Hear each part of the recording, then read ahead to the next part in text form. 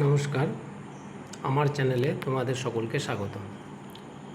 আজকে যে টপিকটা নিয়ে আমরা আলোচনা করব সেটা হচ্ছে তোমাদের নতুন সিলেবাস অনুসারে ফিলোসফি ক্লাস 11-এর ক্ষেত্রে সেমিস্টার সিস্টেম চালু হয়েছে। সেই সেমিস্টার সিস্টেমে কীরকম ধরনের সিলেবাস রয়েছে এবং সেই সংক্রান্ত আমরা একটি বিস্তারিত আলোচনা এই ভিডিওতে করব।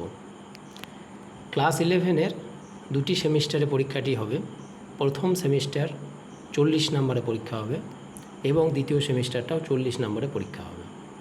সেখানে 40 নম্বর পরীক্ষার মধ্যে বেশিরভাগ প্রশ্নগুলোই সব শর্ট প্রশ্ন আসবে। সেখানে 2 নম্বরের এক একটা টপিকে 2 নম্বর 3 নম্বর করে প্রশ্ন দেওয়া হয়েছে। আমরা টপিকগুলো নিয়ে আলোচনা করছি আজকে। তো ফার্স্ট সেমিস্টারে যে সিলেবাস, সেই ফার্স্ট সেমিস্টারের সিলেবাসটা নিয়ে আমরা একটু আলোচনা করছি। ফার্স্ট সেমিস্টারের ইউনিট 1 এবং ইউনিট 2 বলে দুটো সেকশন আছে। ইউনিট 1-এ ইন্ট্রোডাকশন টু ইন্ডিয়ান ফিলোসফি, অর্থাৎ ভারতীয় দর্শনের রূপরেখা, ভারতীয় দর্শন বিষয়টা কী সেই সংক্রান্ত ইউনিট 1-এর মধ্যে রয়েছে, এবং ইউনিট 2-তে যেটা রয়েছে সেটা হচ্ছে আমাদের ওয়েস্টার্ন ফিলোসফি সম্পর্কে।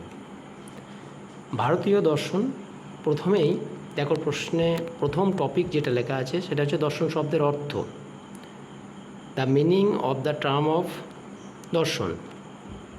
এখানে দর্শন শব্দটির অর্থ কী এটা সংক্রান্ত একটা টপিক প্রথম টপিকে রয়েছে। সেখানে 2 নম্বরের মতো প্রশ্ন আসবে। দ্বিতীয় টপিক যেটা রয়েছে সেটা হচ্ছে ভারতীয় দর্শন সম্প্রদায়গুলির শ্রেণীবিভাগ, অর্থাৎ ভারতীয় দর্শন যে বিভিন্ন সম্প্রদায়ের হয়, অর্থাৎ আস্তিক দর্শন সম্প্রদায়, নাস্তিক দর্শন সম্প্রদায়, সেখানে আবার নাস্তিকগুলোর ভাগ রয়েছে, আস্তিক দর্শন সম্প্রদায়ের যে ভাগ রয়েছে, সেই যে বিষয়গুলো রয়েছে ভারতীয় দর্শনের সম্প্রদায়সমূহ এখানে আলোচিত হবে। তারপর তৃতীয়তে যে রয়েছে জ্ঞান লাভের 6টি পদ্ধতি। আমাদের যে জ্ঞান লাভের পদ্ধতিগুলো রয়েছে সেখানে প্রমাণ সম্পর্কে ধারণা, সেইগুলো সম্পর্কে 6টা আমাদের প্রমাণ রয়েছে, সেইগুলো সম্পর্কে আলোচনা এটাতে তৃতীয় ইউনিট 1-এর তৃতীয় ভাগে রয়েছে। তারপর 4 নম্বর হচ্ছে চারবাক কর্তৃক অনুমান প্রমাণ খণ্ডন। চারবাক দর্শনের অনুমান প্রমাণটাকে তারা খণ্ডন করেছে। প্রশ্নর মার্কস ডান দিকে দেখো লেখা আছে, প্রথমটা 2, তারপরে 3 নম্বর থাকবে, তারপরে 3 নম্বরে প্রশ্ন আসবে, তারপর একটা 3 নম্বরে আসবে। 5 নম্বরে রয়েছে ন্যায়সম্মত প্রত্যক্ষের লক্ষণ। এখানেই 6 নম্বর টপিকটা ওই ন্যায় দর্শনেরই ভিত্তি করে নির্বিকল্পক এবং সবিকল্পক প্রত্যক্ষ সম্পর্কে আলোচনা বা পার্থক্য তাদের কাকে বলে এবং সেই সংক্রান্ত পার্থক্য।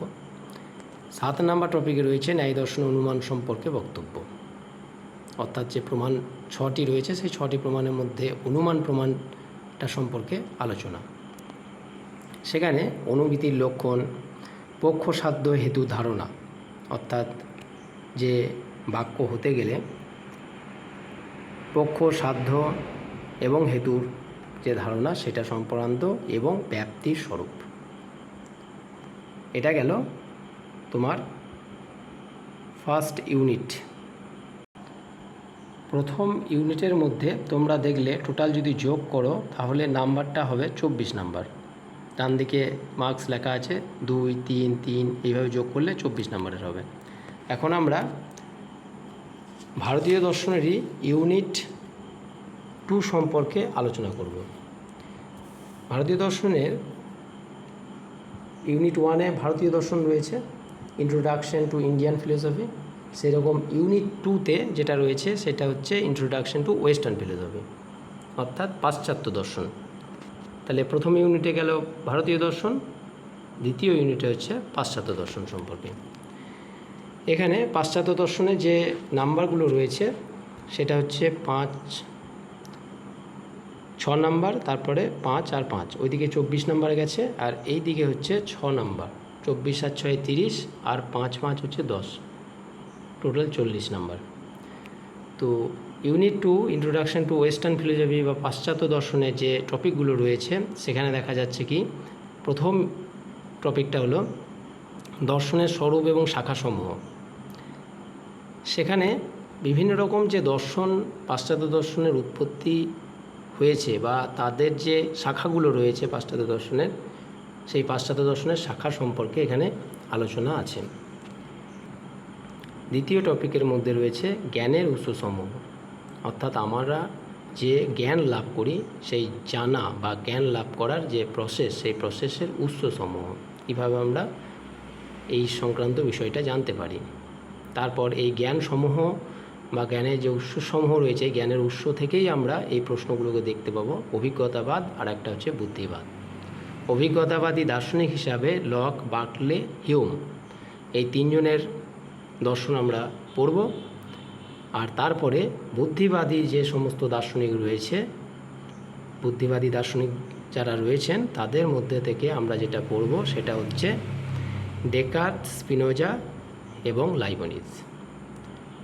এই ওয়েস্টার্ন ফিলোসফি থেকে মোট প্রশ্ন আসছে 16 নম্বরের, আর ভারতীয় দর্শন থেকে প্রশ্ন আসছে 24 নম্বরের।